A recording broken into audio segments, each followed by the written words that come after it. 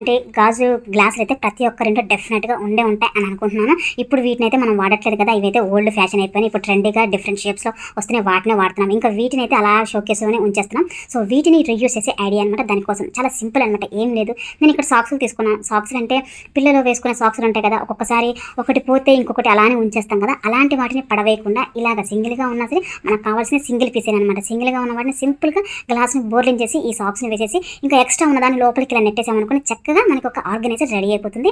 ఇక నా దగ్గర 3 మాత్రమే ఉన్నాయి కాబట్టి నేను 3 ఆర్గనైజర్ లాగా రెడీ చేసుకున్నాను ఈ గ్లాస్‌ని. ఇప్పుడు దీన్ని మనం 3 రకాలుగా యూజ్ చేసుకోవచ్చు. అంటే మన అవసరానికి తగినట్లుగా, మనకు నచ్చినట్లుగా మనం ఆర్గనైజ్ చేసుకోవచ్చు. నేనైతే ఇలా నాకు నచ్చినట్లుగా అంటే నాకు అవసరానికి తగినట్లుగా ఒక దాంట్లో కిచెన్‌లోకి కావాల్సిన స్పూన్‌లు, ఇంకా టేబుల్ పైన పెట్టుకోవడానికి పెన్సిల్స్, పెన్నులు, ఇంకా అలానే డ్రెస్సింగ్ టేబుల్ దగ్గర పెట్టుకోవడానికి దువ్వెనలు పెట్టుకునే స్టాండ్ లాగా. చూసారు కదా! చాలా బుజ్జిగా, క్యూట్‌గా ఉంది.